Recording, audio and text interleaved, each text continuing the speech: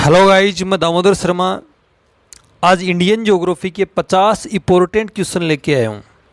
दोस्तों, ये 50 important question आपकी एग्ज़ाम के लिए बहुत ही इंपॉर्टेंट है। चाहे जो बंदा रीट की तैयारी कर रहा है, या जो बंदा फर्स्ट एड दे रहा है, या पटवार की तैयारी कर रहा है, पुलिस की तैयारी कर रहा है, जो बीएसटीसी की एग्ज़ाम देगा, ये अगस्त के महीने में डिक्लेयर हुई है, होगी नहीं होगी ये पता नहीं। जो प्री बीएड की एग्ज़ाम देगा उसके लिए ये इम्पोर्टेंट हैं। और मैं अब हर एक सप्ताह में आपको 2 वीडियो क्वेश्चनों के मिल जाएंगे।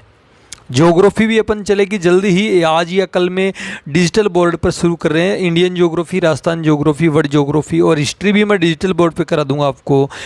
करंट जीके के वीडियो चल रहे हैं और हर एक सप्ताह में 2 वीडियो आपको क्वेश्चनों को मिलेंगे। 50 राजस्थान क्वेश्चन और 50 इंडियन के मिलेंगे। आप क्वेश्चन को ज़बरदस्त तरीके से आप समझना शुरू करते हैं। पहला क्वेश्चन है, डिटेल भी देखना है इनकी। मालाबार तट किस राज्य में विस्तृत है? मालाबार तट केरल राज्य में है। मित्रों, आप जब पश्चिमी तट और पूर्वी तट को पढ़ोगे, भारत की सीमा को, इधर अरब सागर है, इधर बंगाल की खाड़ी है। अरब सागर में पश्चिमी तट है, इधर पूर्वी तट है। और मालाबार तट मंगलुरु से लेकर के कन्याकुमारी तक है, केरल राज्य पड़ता है। केरल में मालाबार तट फैला हुआ है। इस मालाबार तट में सर्वाधिक लेंगून झीलें पाई जाती है। अब लेंगून झीलें किसे बोलते हैं मित्रों?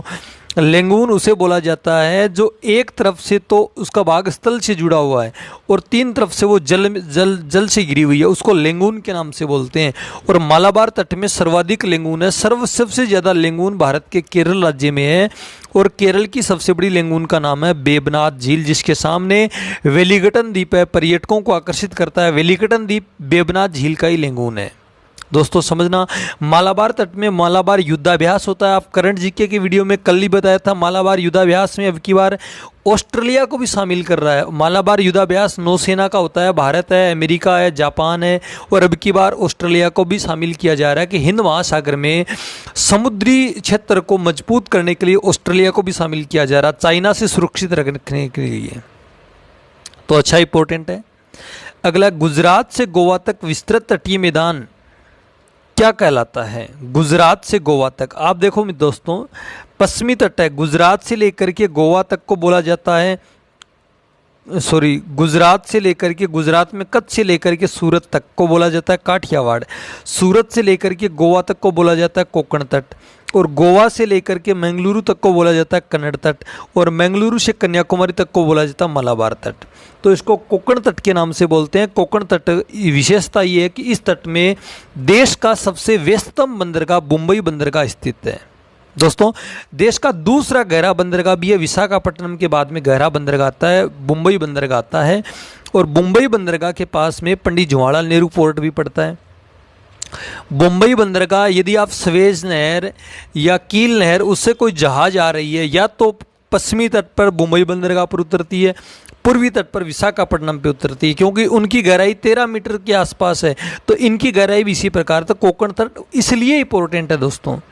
कोंकण तट में कोंकण रेल मार्ग भी चलती है। यहाँ पर पश्चिमी घाट पड़ता है, वहाँ पर कोंकण रेल परियोजना चलती है। अटल बिहारी वाजपेयी ने कोंकण रेल परियोजना का उद्घाटन 1998 में किया था। आपको समझ में आया होगा। तो कोंकण तट के बारे में जानकारी है। अगला, किस तटीय मैदान को अटलांटिक तट की उपमा प्रदान की गई है? पश्चिमी तट को अटलांटिक तट भी कहा जाता है। अरब सागर जो वाला जो तट है उसको अटलांटिक तट भी कहा जाता है। अगला, एशिया का प्रथम समुद्री जीवमंडल संरक्षण क्षेत्र है, कौन सा है? मन्नार की खाड़ी है दोस्तों। मन्नार की खाड़ी तमिलनाडु के पास में है, बंगाल की खाड़ी के पास में लगती है।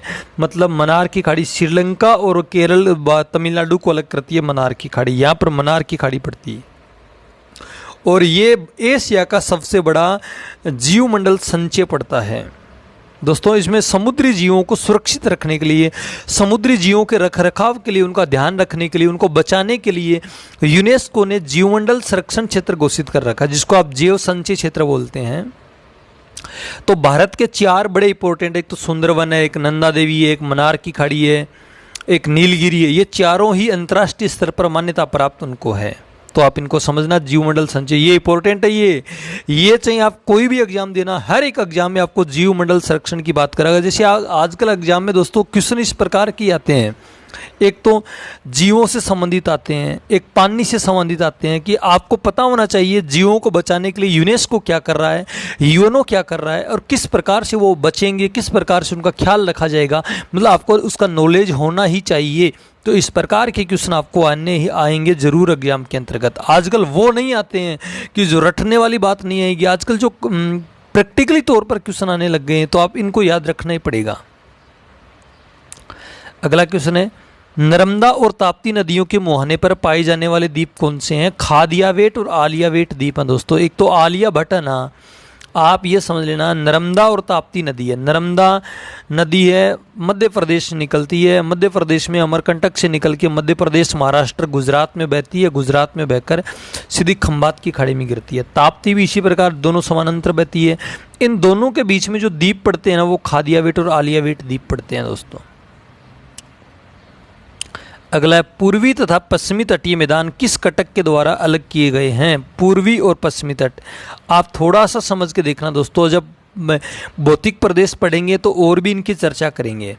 ये तो पश्चिमी तट है, ये पूर्वी तट है, दोनों के बीच में यहाँ पर नागरकोइल और कन्याकुमारी कटक पड़ता है। ये दोनों अलग अलग यहाँ से अलग हो जाते हैं, तो आप इनको समझना, दोनों तट किसके द्वारा अलग होते हैं? नागरकोइल की पहाड़ियाँ और कन्याकुमारी कटक के द्वारा ये अलग हो जाते हैं। अगला क्वेश्चन है, कोरोमंडल तट किस राज्य में विस्तृत है? कोरोमंडल तट इसको बोला जाता है मित्रों, यहाँ पश्चिमी तट, पूर्वी तट है।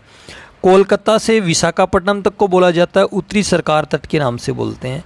विशाखापट्टनम से कन्याकुमारी तक को बोला जाता है कोरोमंडल तट के नाम से बोलते हैं। ये तमिलनाडु में फैला हुआ कोरोमंडल तट है और इसको जरूर समझना। अगला है, ज्वारीय पंख भूमि तथा अनेक जीवित एवं मृत खाड़ी का जो एक विस्तृत प्रदेश है वो किसे बोला जाता है? वो कच्छ के रण को बोला जाता है। दोस्तों कच्छ का रण है, ये अवशेष किसका है? ये टेथी सागर का अवशेष है। आप देखते हैं कच्छ की तरफ जाते हैं तो वहाँ पर दलदली भूमि आपको मिलती है। दलदली भूमि इसलिए मिलती है, वहाँ पर आप जीवित जो मरे हुए जानवर, डायनासोर, उनके अवशेष मिलते हैं। वो टेथी सागर का अवशेष मिलेगा, वहाँ पर खारा पानी आपको मिलेगा। तो वहाँ पर ज्वारीय पंख भूमि मिलती है, जो दलदली वाला क्षेत्र मिलता है।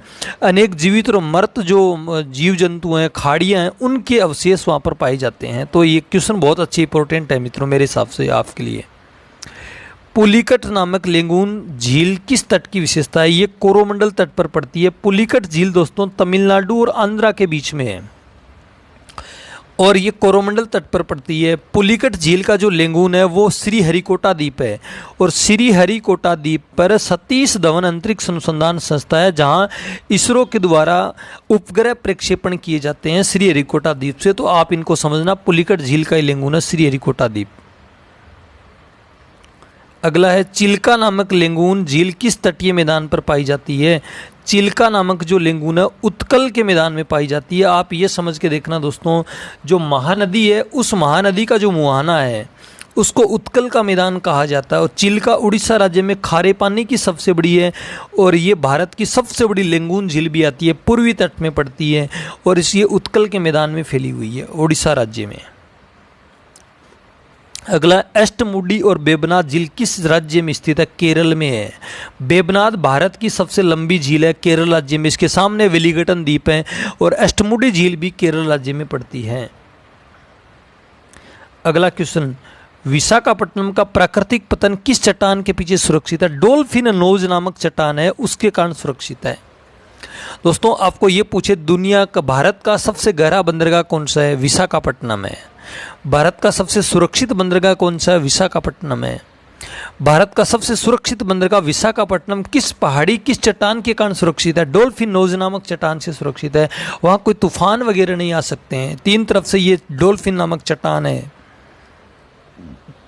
आपको एक प्रश्न और भी पूछेगा यहाँ पर कि भारत का राष्ट्रीय जलीय जीव कौन सा है? भारत का राष्ट्रीय जलीय जीव दोस्तों गंगे डॉल्फिन है। गंगे डॉल्फिन याद रखना, गंगे डॉल्फिन।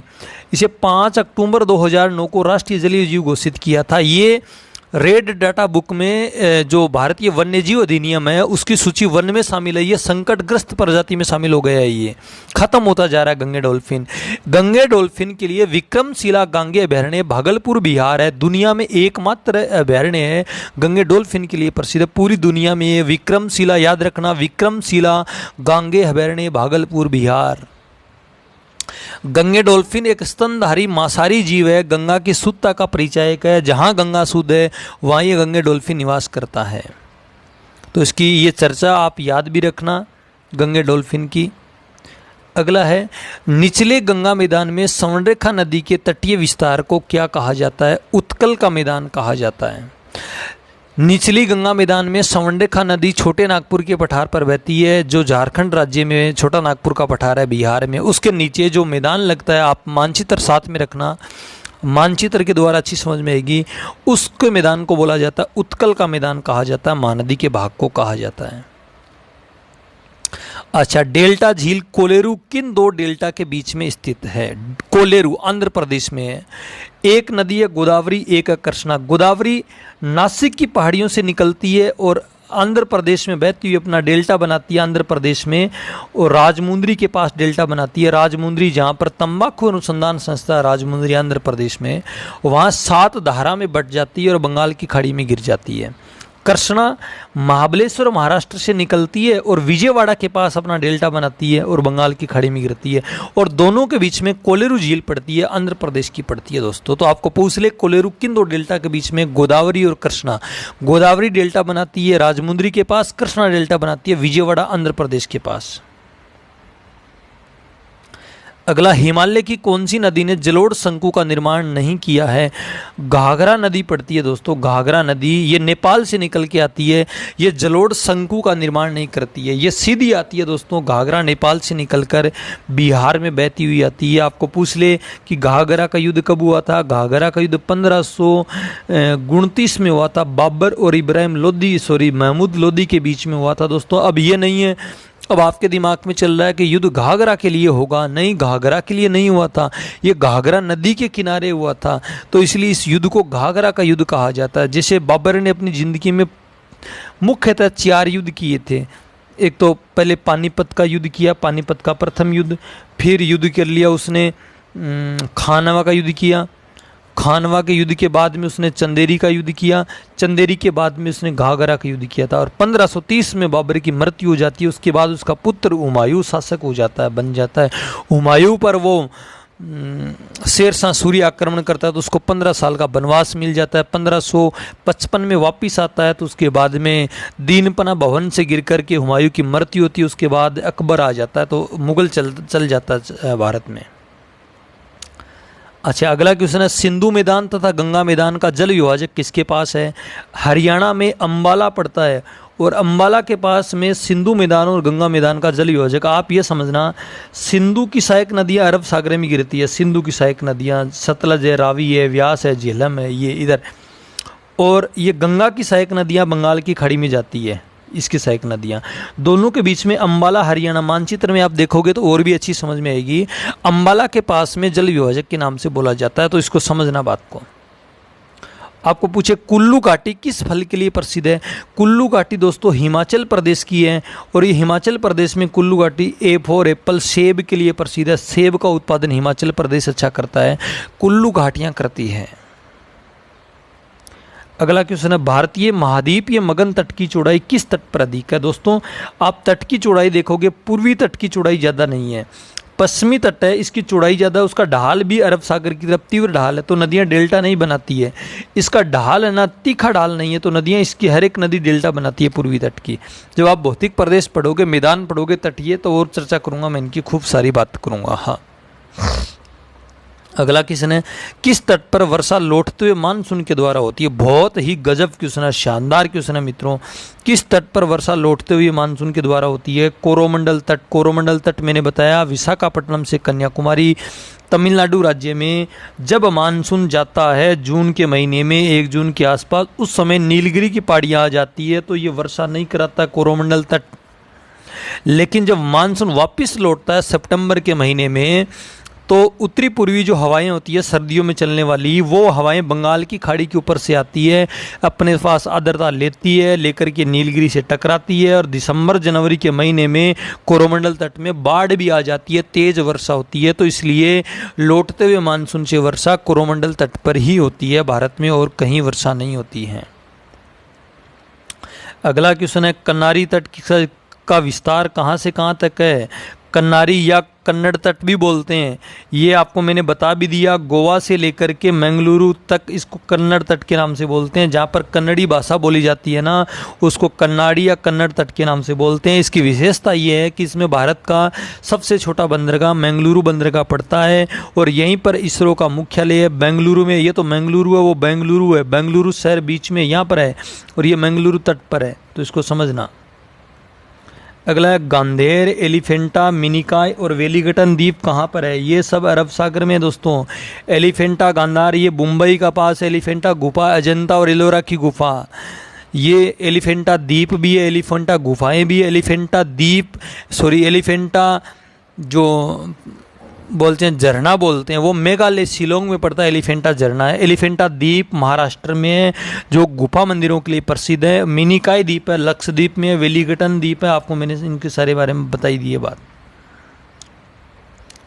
अगला है गंगा सागर, न्यूमरे, श्रीहरिकोटा, पावन तथा बेरन द्वीप कहाँ पर है? बंगाल की खाड़ी में। ये आपको याद होने चाहिए, ये कभी इनके बारे में कंफ्यूज मत होना। गंगा सागर हुगली नदी के मोहने पर, वहाँ मेला लगता है, गंगा सागर मेला लगता है। दुनिया बांग्लादेशी आते हैं लाखों की संख्या में। अब की बार तो कोविड-19 के कारण नहीं भरा, लेकिन जैसे ही आप इसके बारे में मिले। हरिकोटा द्वीप है आंध्र प्रदेश में, वो जो जहाँ से उपग्रह का प्रक्षेपण किया जाता है। पावन है, बेरन है, भारत का एकमात्र सक्रिय ज्वालामुखी पड़ता है, बेरन ज्वालामुखी पड़ता है, अंडमान निकोबार में है। अगला, भारत में काबरा एलोंग पहाड़ी किस राज्य में? बहुत ही गजब शानदार क्वेश्चन है। काबरा एलोंग पहाड़ी असम राज्य में पड़ती है। हमेशा याद रखना, ऐसे क्वेश्चनों को याद आएंगे आपको। अगला क्वेश्चन है, भाबर क्षेत्र का निर्माण मुख्यतः किससे हुआ है? बजरी तथा मिले जुले अवसादों से भाबर प्रदेश का निर्माण हुआ। भाबर बोलते किसे हैं?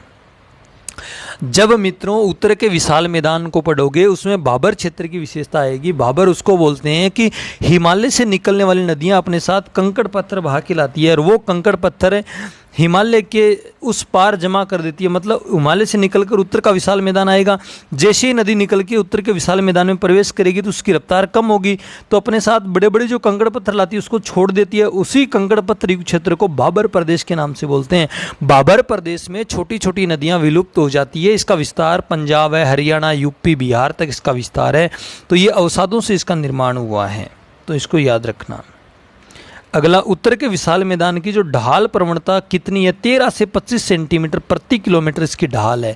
अब इसको आप समझने की कोशिश करना। नदियों से मैदान का सबका ढाल का पता चलता है और इसकी औसतन बताई गई है 13 से 25 सेंटीमीटर प्रति किलोमीटर इसका ढाल है उत्तर के विशाल मैदान का। अगला, बांगर का निर्माण किससे हुआ? चीका दोमट तथा बलुई दोमट से बांगर का निर्माण हुआ। बांगर बोलते किसे हैं? उत्तर के विशाल मैदान में एक तो पाया जाता है बांगर, एक पाया जाता है खादर। बांगर गंगा का ऊपरी भाग है, खादर गंगा का निचला भाग है। बांगर का निर्माण अपर प्लीस्टोसीन युग में हुआ था, या नदियों के बाढ़ का पानी नहीं पहुंचता है। खादर का निर्माण हमेशा होता रहता है, या नदियों का बाढ़ का पानी पहुंचता है। देखिए दोस्तों, बांगर और खादर में आप अंतर करना समझिए। बांगर पुरानी जलोढ़ मृदा से बना है, खादर नवीन जलोढ़ मृदा से बना है। बांगर का निर्माण अपर प्लीस्टोसीन में हुआ था, खादर का निर्माण होता रहता है। जहाँ पर बाढ़ का पानी प्रतिवर्ष आता है तो खादर का निर्माण होता रहता है। अब बांगर का विस्तार पंजाब है, हरियाणा है, यूपी है, यहाँ तक है। खादर बिहार और पश्चिम बंगाल राज्य में खादर का विस्तार है। बिहार का शोक कोसी नदी को बोलते हैं और बंगाल का शोक दामोदर नदी को बोला जाता है। तो चिक्का दोमट बलुई दोमट से इसका निर्माण हुआ बांगर का। एक है दोस्तों बांगड़ और एक है दोस्तों वागड़। ये आप राजस्थान में आप जाना, वागड़ तो उसको बोलते हैं डूंगरपुर बांसवाड़ा को, बांगड़ बोलते हैं जो जोधपुर पाली नागौर लूणी के भाव क्षेत्र को बोला जाता है। तो बांगर वागड़ बांगड़ में आप अंतर समझना। नहीं समझ में है तो कमेंट में बता देना, मैं आपको दोबारा समझा दूंगा आराम से। अगला, कछारी प्रदेश में किस प्रकार की मिट्टी पाई जाती है? कछारी में खादर जो बिहार और पश्चिम बंगाल वाला क्षेत्र है, नवीन जलोढ़, उसी को कछारी प्रदेश या खादर के नाम से बोला जाता है। अगला, केम्बे की खाड़ी किसको अलग करती है? केम्बे की खाड़ी कच्छ और काठियावाड़ को अलग करती है। आप मानचित्र में देखना, साथ में मानचित्र रखना। केम्बे की खाड़ी पड़ती है कच्छ और काठियावाड़ के बीच में पड़ती है। बहुत ही शानदार लाजवाब क्वेश्चन है दोस्तों, याद करोगे एक बार नहीं बार बार कि सर ने क्वेश्चन बताए थे, एग्जाम में आ गए। अगला है, कच्छ की खाड़ी किसको अलग करती है? कच्छ और काठियावाड़ दोनों को अलग करती है। दोनों के बीच में कच्छ की खाड़ी पड़ती है। मानचित्र आप देखोगे तो समझ में आ जाएगी बात आपको। अच्छा, बांगड़ की स्टेप भूमि अरावली के किस तरफ फैली हुई है? अरावली के पूर्व की तरफ बांगड़ की स्टेपी भूमि है जो पूर्वोत्तर भारत राजस्थान में फैली हुई है अरावली की। ये तो बहुत ही शानदार अलग क्वेश्चन है, ये समझना इनको। अगला, हैदराबाद और सिकंदराबाद किस पठार के निचले समतल भागों में स्थित है? तेलंगाना पठार के समतल भागों में ये दोनों स्थित है दोस्तों। हैदराबाद और सिकंदराबाद को जुड़वां शहर कहा जाता है। जहां तेलंगाना का पठार फैला, इस दोनों के निचले भाग में स्थित है ये। अगला क्वेश्चन है, कृष्णा, तुंगभद्रा, कावेरी नदियां किस पठार में होकर प्रवाहित होती है? ये कावेरी नदी है, ये सब नदियां कर्नाटक के पठार पर बहती है। कावेरी नदी को दक्षिणी भारत की गंगा कहा जाता है। दक्षिण की गंगा कावेरी, दक्षिण भारत की गंगा गोदावरी को कहा जाता है। कावेरी नदी के बहाव क्षेत्र को rice bowl of south India भी कहा जाता है। ये कर्नाटक में बहकर, तमिलनाडु में बहकर अपना डेल्टा बना करके ये बंगाल की खाड़ी में गिरती है। और कृष्णा नदी है, उसकी सहायक नदी तुंगभद्रा नदी है। तुंगभद्रा परियोजना भी है तुंगभद्रा नदी पर, तो इनको ये सब कर्नाटक के पठार से होकर के बहती है। सतपुड़ा अजंता की पहाड़ियों के बीच के क्षेत्र को किस नाम से जानते हैं? ये बहुत ही लाजवाब क्वेश्चन है दोस्तों। खानदेश के नाम से बोलते हैं। सतपुड़ा मध्य प्रदेश में और अजंता जो मध्य प्रदेश और महाराष्ट्र की सीमा उसके बीच में, दोनों के बीच का जो भाग है वो खानदेश के नाम से बोलते हैं। अगला, लावा रहित विंध्याचल पर्वत को पश्चिमी तथा पूर्व में किस नाम से बोलते हैं? ऐसे क्वेश्चन समझा करो दोस्तों, याद रखना। जो लावा रहित विंध्याचल पर्वत है उसके पश्चिम में तो उसको बारनेर कहा जाता है और पूर्व में कैमूर कहा जाता है। विंध्याचल पर्वत मध्य प्रदेश में पड़ता है। विंध्याचल पर्वतमाला पड़ती है, बहुत ही प्रसिद्ध है, इसकी बहुत बड़ी कहानियाँ हैं। आप कभी ऑफलाइन क्लास में विंध्याचल पर्वतमाला की कहानियाँ पढ़ोगे तो मैं आपको बताऊँगा ज़रूर। वो नेपाल वाली, वो आपने सुना होगा, कालिदास की एक रचनाएँ हैं, मेघदूत रचना। मेघदूत की जो कहानी है विंध्याचल पर्वतमाला की कहानी है, यक्ष यक्षिणी की। अगला, अमरकंटक के पूर्वी भाग में कौन सा मैदान विस्तृत है? अमरकंटक की पहाड़ियां दोस्तों छत्तीसगढ़ में रायपुर के निकट है, जहां से महानदी का उद्गम होता है और यह छत्तीसगढ़ के मैदान के पूर्वी भाग में विस्तृत है। अगला, क्राइमम पहाड़ियाँ किन राज्यों की सीमा पर स्थित है? केरल और तमिलनाडु के बीच में कोरडेमम क्राइमम की पहाड़ियाँ के नाम से बोलते हैं। बड़े लाजवाब क्वेश्चन है दोस्तों। आप इनको समझोगे तो आपको याद हो जाएंगे और एग्जाम में आप पास हो जाओगे ना, तब मेरे को याद करोगे कि दामोदर सर ने क्वेश्चन बताए थे 50-50 हर सप्ताह में, तो उनके कारण हमारा सिलेक्शन हो गया। एक दिन आप कमेंट करोगे, चला के कॉल करोगे, सर आपके कारण हमारा सिलेक्शन हो गया, गारंटी देता हूँ, वादा है दोस्तों मेरा। आप मेरे इन क्वेश्चनों को आप पढ़ना, एक बार याद करना, एग्जाम में आपको जरूर मिलेंगे क्वेश्चन। अगला क्वेश्चन है, मेघालय के पठार की सर्वोच्च शिखर कौन सा है? मेघालय का पठार है, उसकी सबसे ऊंची चोटी दोस्तों नोकरेक है। नोकरेक मेघालय पठार का सबसे ऊंचा पर्वत शिखर है। नोकरेक वन्यजीव अभयारण्य भी मेघालय में पड़ता है, ये भी समझना। और मेघालय के पठार का सबसे ऊंचा शिखर भी नोकरेक ही है, तो इनको आप बात ध्यान से समझना। कौन सी पर्वत श्रेणी चंदन के वनों के लिए प्रसिद्ध है? मेलानगिरी या मेलेगिरी पर्वत के नाम से बोला जाता है दोस्तों। ये पश्चिमी पूर्वी तट पर पड़ती है, आंध्र प्रदेश के पास है मेलानगिरी पर्वतमाला, जो चंदन के वनों के लिए पूरी इंडिया में प्रसिद्ध है। अगला, करेवा झील नदी वेदिकाएं और स्तनपाती प्राणी और के अवशेष हिमालय के किस अवस्था को प्रदर्शित करते हैं? हिमालय की युवा अवस्था को प्रदर्शित करते हैं। हिमालय एक नवीन पर्वतमाला है। अरावली एक प्राचीन वलित पर्वतमाला है। अरावली का निर्माण प्री कैम्ब्रियन काल में हुआ था। हिमालय का निर्माण इसी काल में हुआ था, मतलब इसको बोलते हैं होलोसीन युग में हिमालय का निर्माण होता है। हिमालय अवशेष तैतीस सागर का है, अरावली अवशेष गोंडवाना लैंड का है। तो हिमालय दुनिया की एक नवीन पर्वतमाला है, अरावली प्राचीन है। ये करेवा झील जम्मू कश्मीर में पाई जाती है, पीर पंजाल श्रेणी के आसपास पाई जाती है, जो उसको बोलते हैं जो बर्फ के कारण जो झील बनती है। नदी वेदिकाएं, नदी की धाराएं हैं, स्तनधारी जो प्राणी के हैं अवशेष है, इनके अवशेष हिमालय की युवावस्था को प्रदर्शित करते हैं। अच्छा, कश्मीर में करेवा झील कहाँ पाई जाती है? पीर पंजाल के पार्श्व भाग में ये करेवा झील पाई जाती है। जहाँ ग्लेशियर पाए जाते हैं वहाँ पर ये करेवा झील मिलती है। अगला, अरावली तथा पूर्वी घाट प्राचीन पर्वतमाला हैं, जबकि सतपुड़ा, विंध्याचल और पश्चिमी घाट किस प्रकार के पर्वत के उदाहरण है? ये बलोक पर्वत के उदाहरण है दोस्तों। बलोक पर्वत के उदाहरण मिलेंगे। अरावली ये तो गोंडवाना लैंड के अवशेष हैं, लेकिन ये गोंडवाना के अवशेष नहीं है, अवशेष हैं। गोंडवाना में भी ये बलोक पर्वत के अवशेष पाए जाते हैं। ये अब ब्लॉक पर्वत की विशेषता आपको मैं किस प्रकार से समझाऊं। ब्लॉक पर्वत, आप जैसे अपन कहानी बोलते हैं ना, ब्लॉक कर दो, किसी चीज़ को ब्लॉक कर दो, उसी आकृति में ये पर्वत बने हुए हैं, तो उन पर्वतों को बोला जाता है ब्लॉक पर्वत। इनकी उत्पत्ति अलग प्रकार से होती है। एक बड़ा वीडियो बनाऊंगा जब मैं पश्चिमी घाट पढ़ाऊंगा, तब आप ब्लॉक पर्वत समझाऊंगा ब्लॉक पर्वत कौन से होते हैं। अगला क्वेश्चन है, अरब सागर प्रवाह क्रम की नदियां, बंगाल की खाड़ी प्रवाह क्रम की नदियों के बीच में महान जल विभाजक श्रेणी कौन सी है? अरावली पर्वतमाला है। दोस्तों मैं ऑफलाइन क्लास में आपको जब नदियां पढ़ाता हूं तो कितनी बार बताता हूं दोस्तों, अरावली पर्वतमाला राजस्थान की नहीं, भारत की महान जल विभाजक रेखा का कार्य करती है।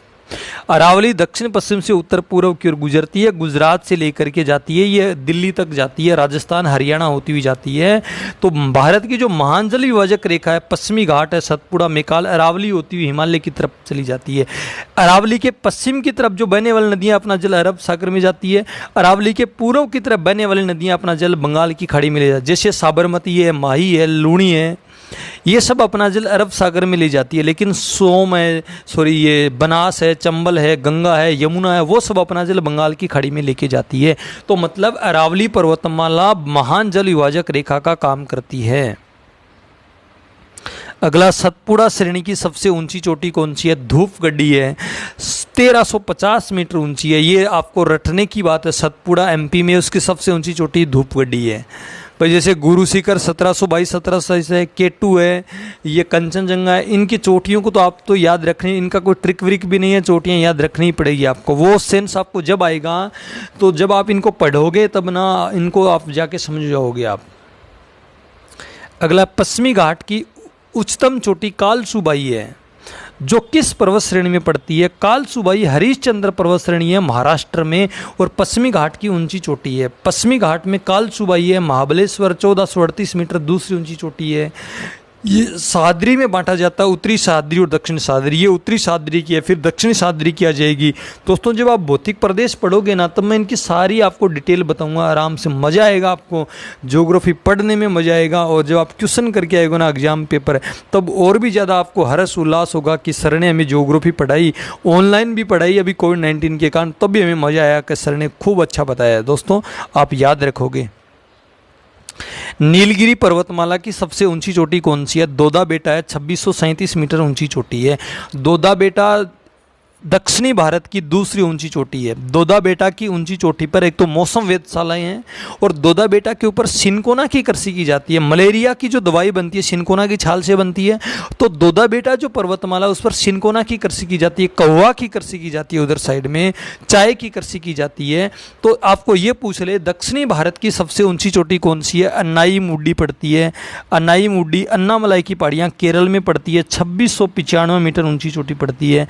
जो इलायची की पहाड़ियाँ पड़ती है ना, इलायची की पहाड़ियाँ, उसमें अनाई मुड्डी की चोटी पड़ती है। इलायची भी की का उत्पादन भी केरल राज्य करता है, इलायची की पहाड़ियाँ केरल में पड़ती है। अगला, पश्चिमी तथा पूर्वी घाट का मिलान बिंदु कौन सा है? अच्छा, ये बहुत ही गजब क्वेश्चन है। ये मान लो ये पश्चिमी घाट है, ये पूर्वी घाट है, यहाँ के बीच में नीलगिरी है। दोनों का जो मिलान बिंदु कौन सी पहाड़ियाँ हो गई? नीलगिरी हुई कि नहीं? तमिलनाडु में नीलगिरी है, ज़्यादातर इसका विस्तार कर्नाटक है, आंध्रा, इनकी भागों में है, केरला में है। तो दोनों का मिलान बिंदु कौन सी पहाड़ियाँ हो गई? नीलगिरी हो गई। नील की खेती की जाती थी। अगला बात है, पूर्वी घाट की सबसे ऊंची चोटी महेंद्रगिरी है, 1501 मीटर है। जब पढ़ाऊंगा और समझाऊंगा। छोटा नागपुर पठार की सबसे ऊंची चोटी पार्श्वनाथ है, 1365 मीटर ऊंची है, झारखंड राज्य में पड़ती है। छोटा नागपुर के पठार को भारत के खनिजों का अजायब घर कहा जाता है। भारत में सबसे ज़्यादा खनिजों का उत्पादन ये छोटा नागपुर का पठार करता है। भारत में 79 प्रकार के राजस्थान में खनिज पाए जाते हैं, और इंडिया में 89 प्रकार के खनिज पाए जाते थे। अब तो लगभग 91 हो गए, 2-3 खनिज और मिल गए हैं। तो आप इनको याद रखना, राजस्थान को भी खनिजों का अजायब घर बोलते हैं, और छोटे नागपुर के पठार को भी इंडिया में बोला जाता है। अगला, हिमालय तथा नीलगिरी के मध्य भारत की सबसे ऊंची चोटी गुरु शिखर है। कितना मीटर है? 1727 मीटर है। मान लीजिए दोस्तों, कंचनजंगा भारत की सबसे ऊंची है, या केटू भारत की है, लेकिन केटू पर भारत का अधिकार नहीं है, पूर्ण अधिकार की कंचनजंगा ही है, सिक्किम राज्य में है। इधर अनाईमुडी है। इन दोनों के बीच में जो मध्य की चोटी है ना, वो नीलगिरी सबसे ऊंची चोटी है, 1722 मीटर भी है, और गुरु शिखर 1727 मीटर भी पड़ती है। तो इनको याद रखना। ये कर्नल जेम्स टोड ने इसे संतों का शिखर कहा था। यहाँ पर इस गुरु शिखर पर जो ऋषि थे ना, ऋषि वशिष्ठ है, अगस्त्य है, विश्वामित्र, इन्होंने तपस्या की थी गुरु शिखर पर। पहले क्या करते थे, आज से 100 साल पहले, 200 साल पहले ऋषि मुनि थे ना, वो पर्वतों पर तपस्या करते थे। आजकल के जो ऋषि मुनि है ना, वो शहरों में आ गए हैं और शहरों में तपस्या करने लगे हैं, जिसके कारण कोई बाबा रामपाल बन रहा है, कोई राम रहीम बन रहा है, तो वो जेलों में जा रहे हैं। पहले के जो संत महात्मा वो जेलों में नहीं जाते थे, गुरु शिखर जैसी पर्वतमालाओं पर एकांतवास में ध्यान लगा के वो ध्यान मगन होकर पढ़ते थे। तो उनको भगवान से मिलने का एक रास्ता था। आज वाले ये पाखंडी बाबा सारे के सारे।